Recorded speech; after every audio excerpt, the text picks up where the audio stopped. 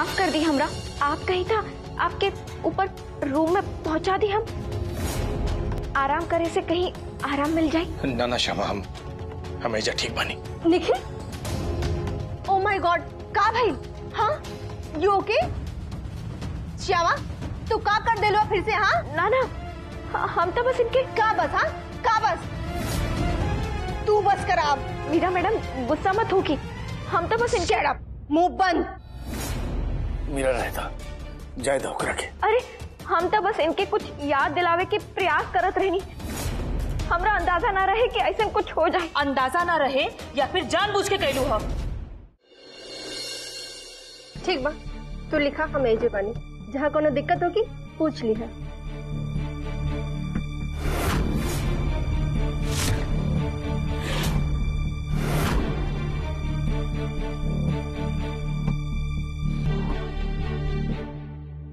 वाह मीरा, आप you are doing great job. निमन करता रहतु। Good to see you. Thanks. वैसे तबीयत कैसे बा? Absolutely fine.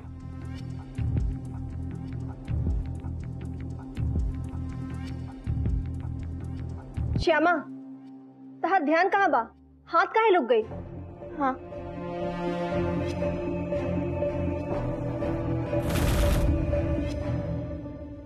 बिजली, बिजली। तू लिखा हाली से, हम एजे बानी। अरे कहाँ चल जाली बाई लड़की? अरे वो बिजली के कुछ हेरा गल बा, खोजे गल बिया। पता ना का हेरा गल बा ओकर। अरे ओकर का हेराई? वो खुदे हेराई रहेली। ई लोग की बात कभी खत्म ना होगी का? जब मिलेले बोरा से भर की बात रहेला बतियावे खातिर। वैसे कुछ चाहत रहेगा? अगर कुछ चाहिए तो बोला, हम ला दे। अच्छा तो एक काम करा, एगो मीरा स्पेशल गरम गरम चाय पिला था।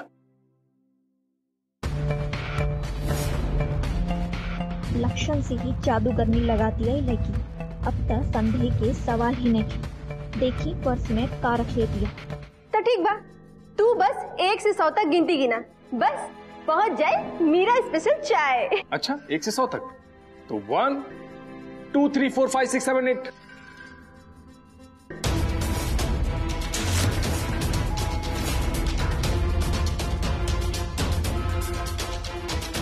श्यामा, तनी अच्छे से लिखा, अक्षर बना के। हम निखिल खातिर चाय बनावे जाता नहीं। तेरा चाहिए? जी ना, आप दोनों पी ली। धन्यवाद। ओके। मीरा मैडम, रसोई में पर्स के कौन काम? ना ना, हमार मतलब बा आपकी दिक्कत नहीं किता एजा ही रख दी। दिक्कत ना जरूरी बा, और तू आपन काम करा, लिखा।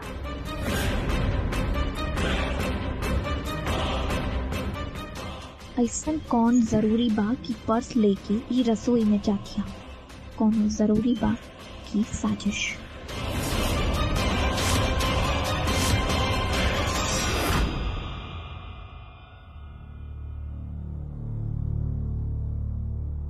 मालकिन चली रूम खाली करी हाली से।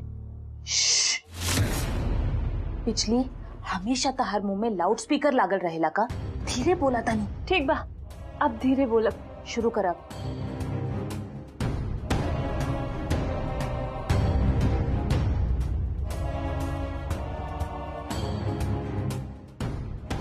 इतना बड़का कमरा में पता न कहाँ रख देले मालिक। ये कौन काम ले लेनी हम?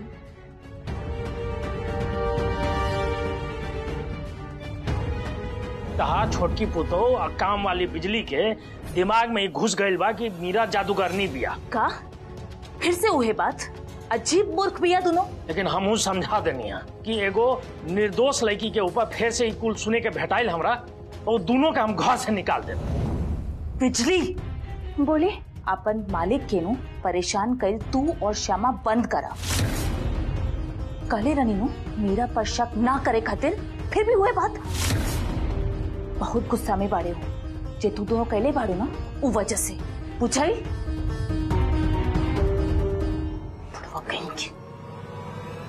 मतलब किताब के बारे में आपके भी पता चल गया? किताब? कैसन किताब? अच्छा वो किताब जे अभी अभी अलमारी में रखले बाड़े वो का मतलब किताब अलमारी में बा हो गए काम।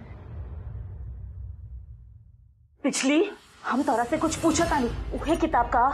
ना ना, वो किताब ना, वो तो छोटकी मालकिन के पढ़ाई की किताब है, अंग्रेजी की किताब, ABCD। बस सेट तक सुनाई बुका। तू दोनों जना सतर्क रहा, नहीं तो दोनों के खैर ना। अब मालिक के इतना गुस्सा में आज तक हम कबो ना देख ले रानी।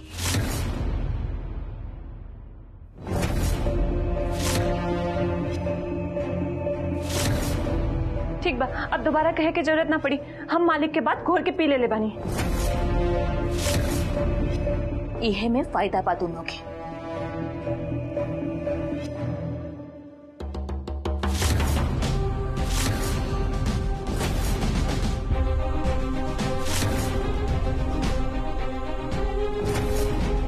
भलाई ता अभी वो किताब मिले से होखी मालकिन, छोटकी मालकिन के जिंदगी पर पड़ल खतरा टल जाई, आप दोनों के आंख पर से पट्टी उतर जाई।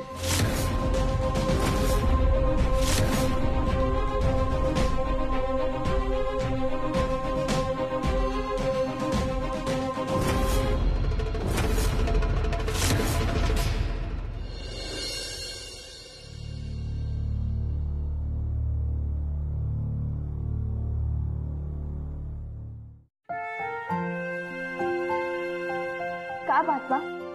ये मुस्कान का है? कारण बा? का कारण बा? उकाबा की बा बहुत दिन बाद केहू के ABCD लिखत देखता नहीं, बचपन की याद आ गई। अच्छा बा श्यामा, ये अंग्रेजी में ABCD के अलावा कुछ और लिखे आवेला? और हम अपन हस्ताक्षर कर ले भी नहीं। हस्ताक्षर माने सिग्नेचर, राइट? हाँ। ये भइल ना काम वाली बात, तन लिख के दिखाओ। लेकिन ऊ खातिर हमरा पाउडर चाहिए। पाउडर? ऊ का है? अभी दिखावा तनी। आप बैठी, एजा बैठी आप। ठीक बा।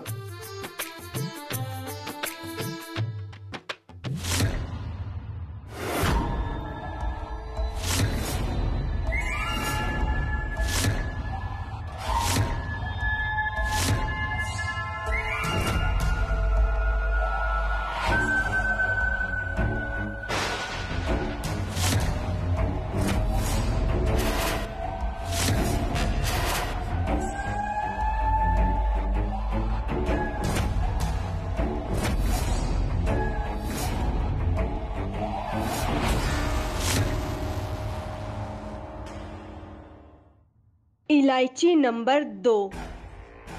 अब बाकी बा मात्र 3।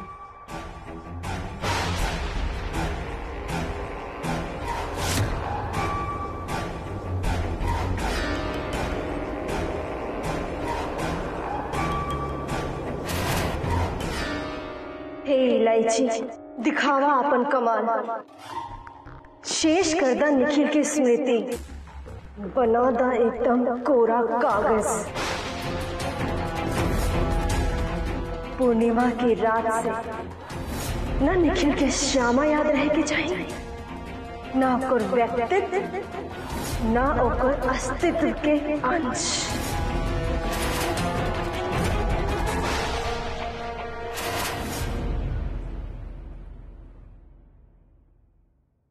ता शुरू करी हम।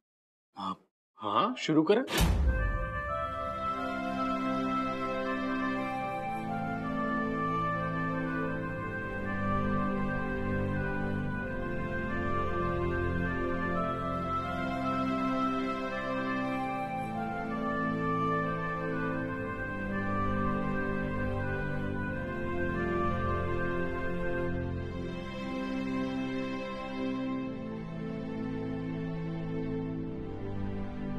देखिए ध्यान से, एक एक अक्षर। हाँ हाँ देखा था नहीं।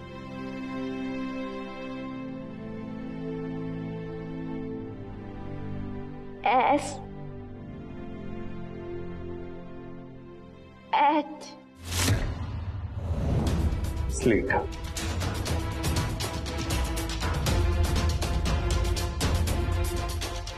ये आपके पेंसिल ए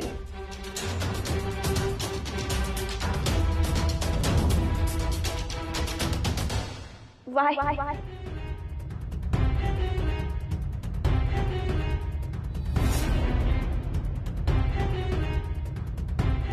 ए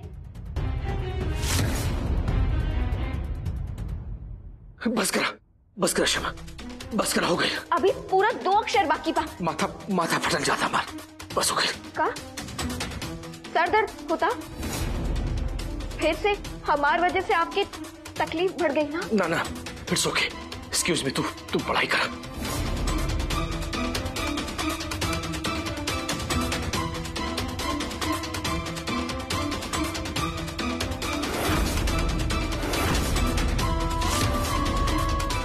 आज से छी पूर्णिमा की रात से न निखिल के श्यामा याद रह जाए न ओकर अंश।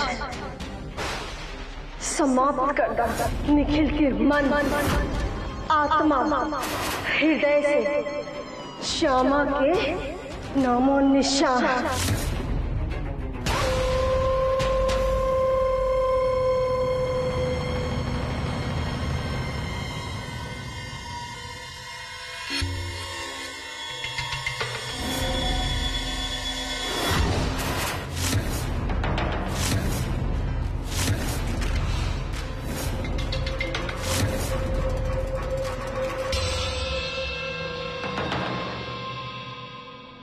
दूसरे दिन के काम खत्म, अब बस अंजाम के इंतजार बा।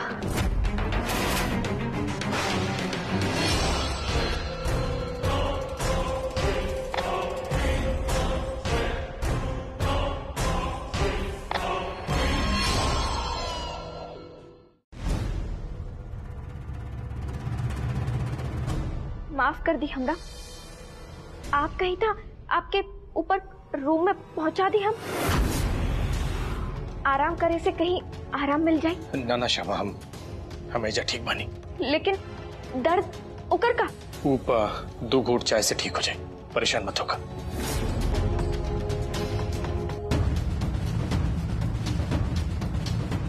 बेसी दर्द बाका, माफ कर दी हमरा, हम तो बस ऐसे ही आपके कुछ दिखावे की चाहत रहनी। Nikhil, oh my God, Nikhil का भाई? हाँ यू ओके? श्यामा तू का कर देलो फिर से? हाँ ना हम तो बस इनके का बस, हाँ का बस, तू बस कर। आप मीरा मैडम गुस्सा मत हो की, हम तो बस इनके मुंह बंद। मेरा रहता जाए दो के हमरा अंदाजा ना रहे कि ऐसा कुछ हो जाए। अंदाजा ना रहे या फिर जानबूझ के कैलू हो? का करे चाहत रहलू तू हमार बेटा साथे? हमरा जवाब चाहिए, का इरादा रहे कहा? हाँ अरे माई हमरा के कुछ नहीं किया, महिल बात शांत हो जाए दी ओकरा के। ई ना कि तनी देर खातिर बैठ जाए, शांति से बैठे दी। अब देखा का हालत हो गई बा निखिल, कि सब लक्षण नो ठीक नहीं खे। अरे दर्द से तहार आंख नहीं की खुलत और तू कहता रहा कि तहार तबीयत एकदम ठीक बा। आवा हिने आवा, हम तहार माथा दबा दी। आवा हिने। अरे माई रहे दे, हम ठीक बानी, परेशान होके की जरूरत नहीं की। जबले तहार माई जिंदा भी आनो तबले तहार कुछ होके भी ना दे हम। श्यामा तू सच बतावा हमरा, का करे चाहत रहलू तू निखिल के साथे? का रहे तार मन में? का याद दिलावे की चाहत रहलू? आंटी जाए दी प्लीज, रह दी, जे हो गई से हो गई। निखिल तू चाय पिया, मीरा स्पेशल, जिसे तहरा खातिर बनाने बानी। जादू की तरह 2 चुस्की में ही तहार सब दर्द गायब हो जाये। कमान।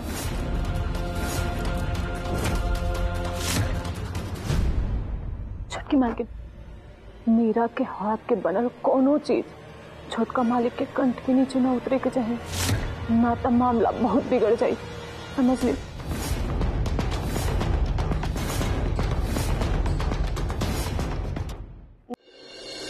श्यामा तू जा अपन होमवर्क पूरा करा।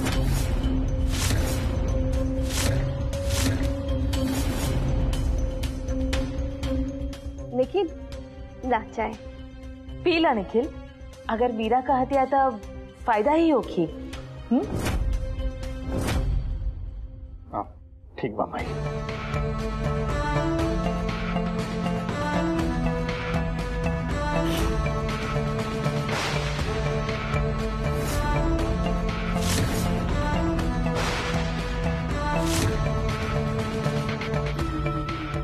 Thank you Meera.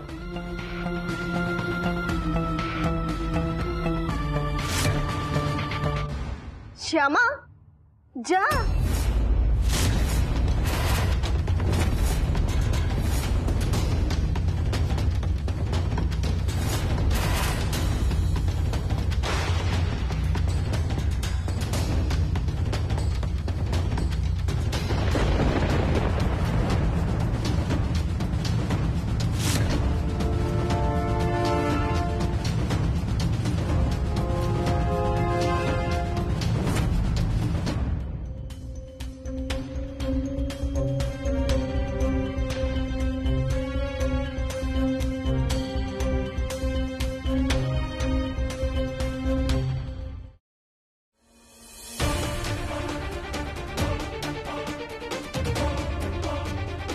कहाँ भाई, सब पिए के बाद चला पिया।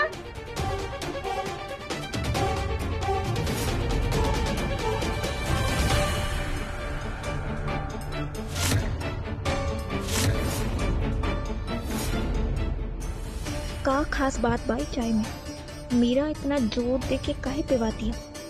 कुछ खास बात तो जरूर बाई मीरा स्पेशल में।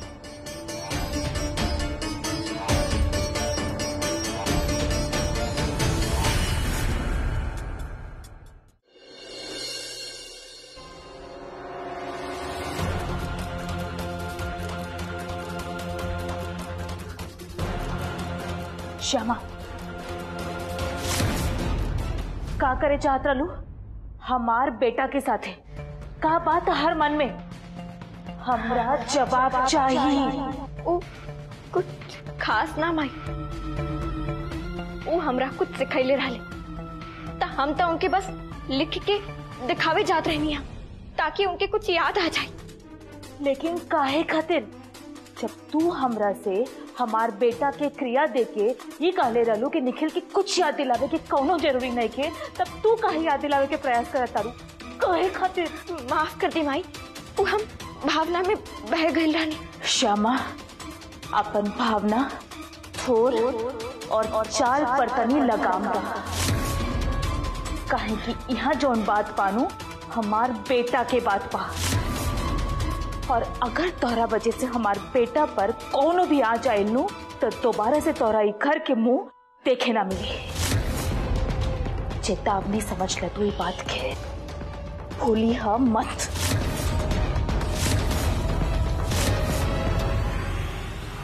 माई, ये माई। हाँ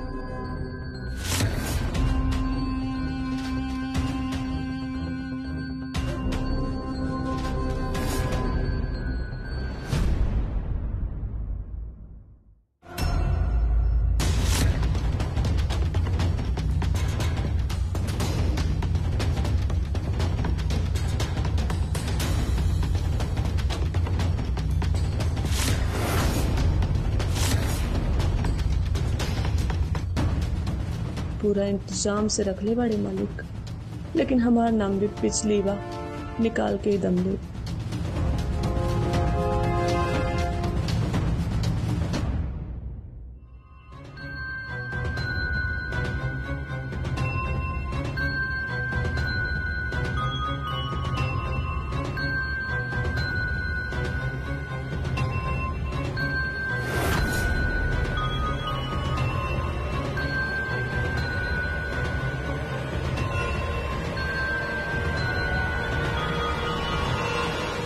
निकल जा, निकल जा।